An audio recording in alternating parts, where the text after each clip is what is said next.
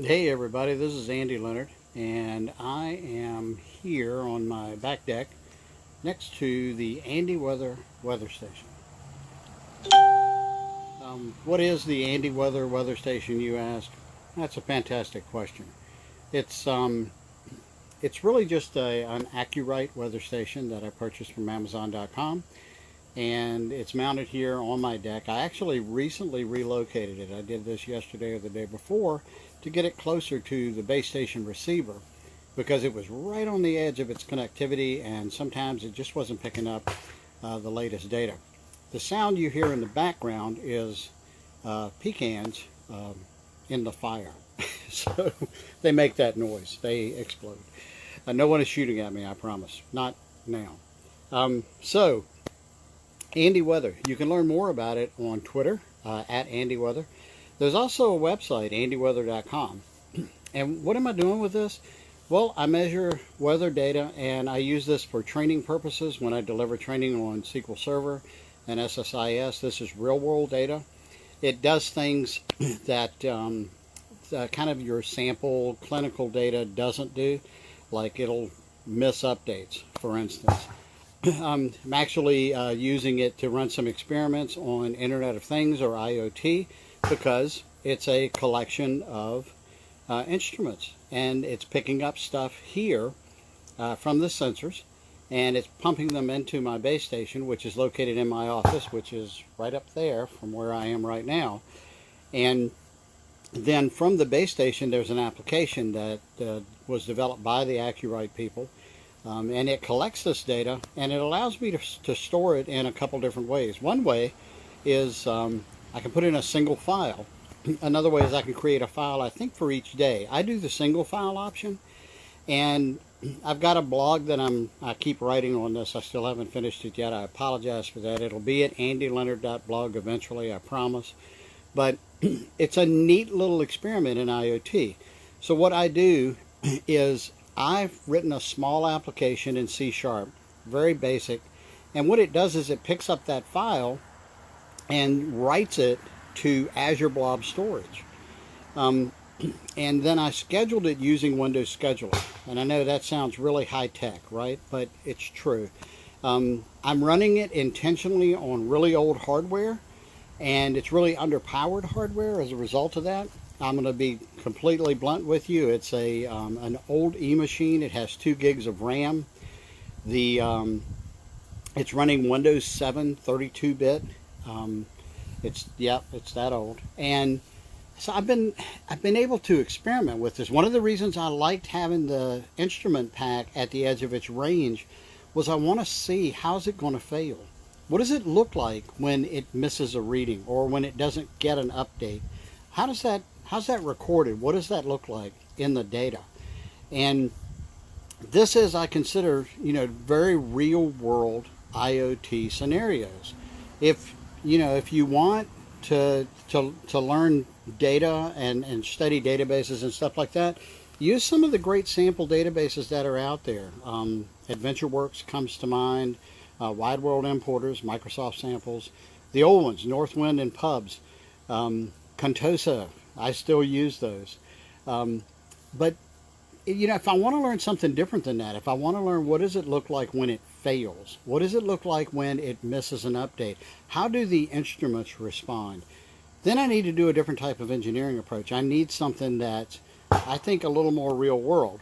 And so I'm sorry, I'm laughing because of the exploding walnuts, or pecans rather. I'm sitting under the pecan tree here in the backyard. In fact, there is the pecan tree. Okay, I digress. Frank, edit that out. Okay, it depends. If you're live, you get to see this real world.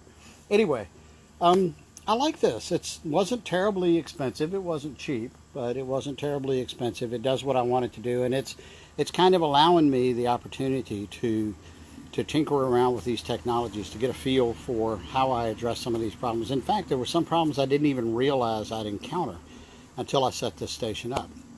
So, what am I doing with it?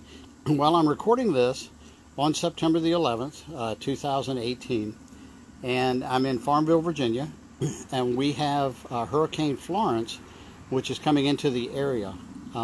The projection The latest projection that I saw was for 11 inches of rain. I almost said only 11 inches of rain. I know that sounds crazy, but the earlier projection about 24 hours ago was for 25 inches of rain. So 11 is not so bad when you think about it in that context. We're expecting flooding. We're expecting trees to take out power. We're ready for any number of emergency situations here. We've been under a state of emergency for the past couple days here in Virginia as the hurricane approaches the coast of the Carolinas. We're also praying for everybody.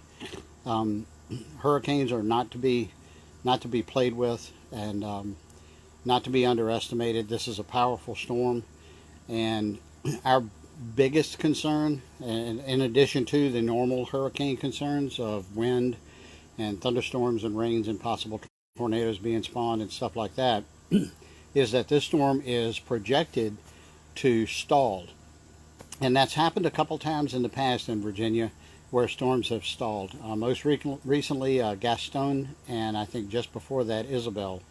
And when that happens, we have tremendous flooding because we're in the Piedmont region, which means we're between the mountains and the ocean.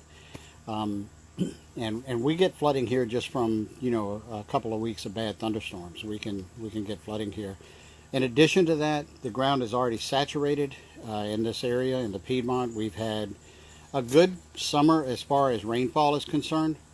But we had a good soaking rain a couple nights ago, and there's been more rain on and off.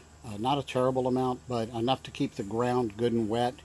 That means that there's going to be less capacity for the ground to absorb rain when it comes, and it should come in the next 24 hours or so. That's when it should start. We should see tropical storm level winds somewhere in the next 36 to 48 hours here. That's the current projection. And that's probably as bad as we're going to see here in Farmville. They're going to get hurricane force winds on the coast of the Carolinas. That's again the current projection. But every professional that does this for a living can tell you that they're just talking about probabilities. The storm's going to go where the storm's going to go. But there's a lot of really smart people projecting this. Wow, that was a loud one. And looking into it. One of the reasons I wanted to move this closer is I wanted to make sure that I capture as many readings as I can. I'm a weather weenie. I'm not anywhere near a professional. I'm an observer. I'm an engineer. I'm not a weather professional by any stretch. I work with data. And there's a lot of really interesting data that I hope to pull from this storm as it comes by. You can see my anemometer there is picking up every now and then. This is just a breeze. It has nothing to do with the storm. I promise we're not close enough yet to have storm stuff. And we have breezes even when there's not a hurricane in the area. But and also we live on a very high spot in our county, so we're okay for floods. What we're worried about here is things like the pecan tree.